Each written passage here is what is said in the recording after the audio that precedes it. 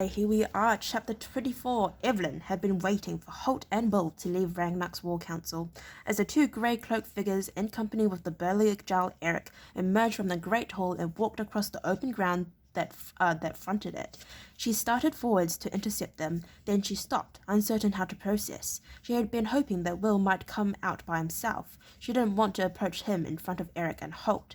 Evelyn was bored and miserable. Worse, she was feeling useless. There was nothing specific she could do to contribute to the defense of Helsham, nothing to keep her mind occupied. Will had obviously become part of the inner circle of this Canadian leadership, and even when he wasn't in meetings with Holt and Eric, he was off practicing with his bow. It sometimes seemed that he used his practice sessions to avoid her. She felt a little flare of anger as she recalled his reaction when she asked him to teach her to shoot. He'd laughed at her. Horace was no better. Initially, he'd been happy to keep her company, but then, seeing Will constantly practicing, he'd felt guilty and began spending time on the practice field himself, honing his own skills with a small group of Canadian warriors. It was all Will's fault. She thought. Now, as she watched him talking with his old teacher and saw the two of them stop as Will made a point, she realized with a sense of sadness that there was a part of Will's life from which she would always be excluded. Young as he was already a part of the mysterious, close-knit Ranger clan, and Rangers, she had been told since she was small child, kept themselves to themselves. Even her father, the king, had been frustrated from time to time by the close-mouthed nature of the Ranger Corps. As the realization hit home, she turned sadly away, leaving the two Rangers, Master and Apprentice, to their discussion with this Canadian Jarl. Morsely, she kicked at a stone on the ground in front of her. If only there was something for her to do. She stood uncertainly, undecided where to go next. She turned abruptly to see if Will and Holt were still standing talking where she'd last seen them. As it turned out, they had moved on, but her sudden turn brought her into unexpected eye contact with a familiar, though unwelcome figure. Slager? The thin-lipped, shifty-eyed wolfship captain whom she had first seen on the rocky, windswept islands of Scourgel had just emerged from one of the smaller buildings that flanked Ragnar's great hall. He stood now, staring after her. There was something in his look that made her uncomfortable, something knowing, something that boded ill for her. Then, as he realized she had seen him, he turned away, walking quickly into the dark-shadowed alleyway between the two buildings. She frowned to herself. There had been something suspicious about this Canadian's manner, she thought, half because she wanted to know more, and half because she was bored. With nothing conservative to do, she set out after him. There had been something in the way he looked at her that told her it might be better if he didn't know she was following him. She moved to the end of the alley and peered cautiously around, just catching sight of him as he turned right at the rear of the building.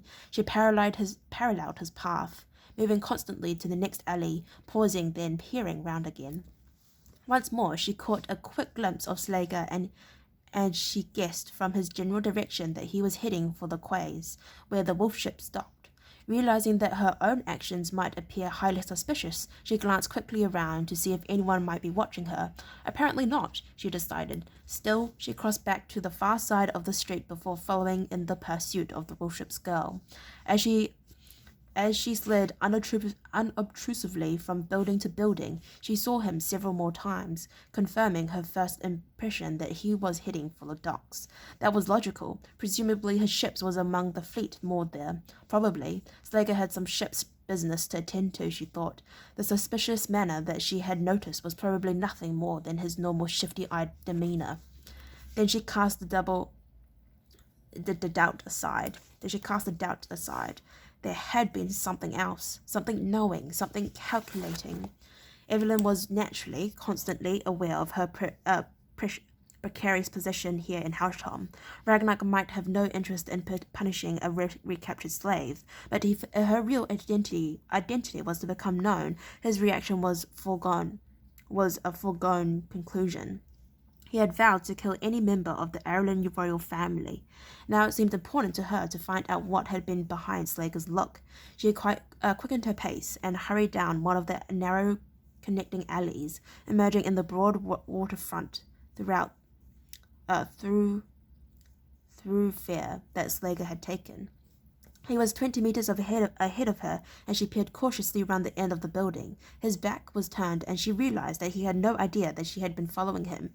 To the left, the masts of the moored bullships formed a forest of bare poles, bobbing and swaying with the movement of the water. On the right of the street were a series of waterfront taverns. It was towards one of these that Slager was hurrying now, she realized. Some instinct made her ease into a doorway as the girl reached the tavern entrance. It was as well she did, for he turned and looked back the way he had come, apparently checking to see if anyone had followed him. She frowned to herself as she shrank into the shadows of the doorway. Why should Slager be nervous, here in the middle of Helsham? Certainly he was one of the less popular warship captains, but it was unlikely that anyone would actually do him harm. There was obviously something going on, she thought, and she determined to get to the bottom of it. Close by, moored to one of the timber quays, she saw Slager's ship, Wolf Fang. She recognized it by the distinctive carved figurehead. No two wolf ships had the same figurehead, and she remembered this one all too well from the day when Wolf Fang had come limping into the anchorage at Scourgill. With it had come the news of Ragnar's Velswell against her father and herself, so she had good reason to remember the grotesquely carved icon. For a moment she hesitated in the doorway, then the door behind her opened, and two Scandinavian women emerged, shopping baskets in hand. They stared at the stranger on the doorstep, and she hurriedly apologized and moved away. Behind her, she heard the angry comments of the women as they headed for the market square.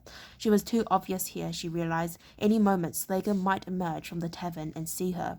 She glanced uncertainly at the ship, then came to a decision, and, moving at half a run, she made her way down the waterfront to the quay where Wolf Fang was moored.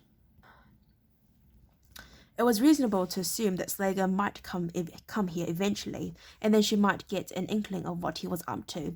There was an anchor watch abroad, of course, but it was just one man, and he was at the stern, leaning on the bulwark and staring at the harbour and the sea beyond.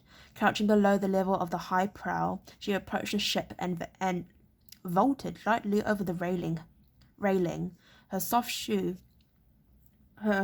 shod feet making virtually no sound as she landed on the planks of the deck. She dropped immediately into the rowing well, set below the main deck, where the rowing crew would normally sit to wield their heavy white oak oars. The area was deserted at the moment, and she was concealed from the sight of the solitary guard at the stern, but it was only a temporary hiding place, and she looked now for a better one. Right at the prow of the ship was a small triangular space, screened by a canvas flap. It was large enough to accommodate her if she crouched, and she moved quietly into it now, letting the canvas screen fall back into place behind her. She found herself sitting on coils of stiff, coarse rope, and something hard jabbed into her side. Shifting to a better position, she realized it had been the fluke of the anchor, and the coils of heavy rope were the anchor cables. With the ship moored alongside the quay, there was no need to use the anchor, and she remembered seeing Eric's men stow his ship's anchor in a similar small, triangular space when they had crossed the Stormwight. She thought it would be a good hiding place as any for the moment. Then she wondered if she might not be wasting her time here. Odds were that Slager had simply come this way to visit the tavern, and that after he'd drunk his fill of the harsh spirits that Scandinavians favoured, he'd probably head on back to his lodge. She shrugged morsely. She had nothing better to do with her time. She might as well give it an hour or so and see if anything transpired. What that anything might be, she really had no idea. She had followed Slager on an impulse. Now, following the same impulse, she was crouched here, waiting to see what she might overhear if and when he came about. It was warm in the confines of the forepeak, and once she had moved a few of the coils, the ropes made a relatively comfortable resting place. She wriggled herself into a better position and rested her chin on her elbows, peering through a small gap in the canvas to see if anything was happening outside. She felt the footsteps of the sentry as he crossed to the landward side of the ship, giving up his scrutiny of the harbour, and heard him call to someone on the shore. There was an answering voice, but the words were too muffled for her to make out. Probably just a casual greeting to a passing friend, she reasoned. She yawned. The warmth was making her drowsy. She hadn't slept well the night before, thinking about Will and how their friendship seemed to be eroding with every passing day. She tried to dislike Holt, blaming him for the sudden estrangement between them, but she couldn't. She liked the small, roughly bearded ranger. There was a dry sense of humour about him that appealed to her, and after all, he had rescued her from the Timoger Reconnaissance party. She sighed. It wasn't Holt's fault, nor Will's. It was just the way things were, she guessed. Rangers were different to other people, even princesses, especially princesses. She woke suddenly, thinking she was falling. She hadn't realized that she'd drifted off to sleep, lying here on the coils of rope. But she knew what had woken her. The deck beneath her had dropped suddenly, as Wolf Fang heaved herself into a short-head sea.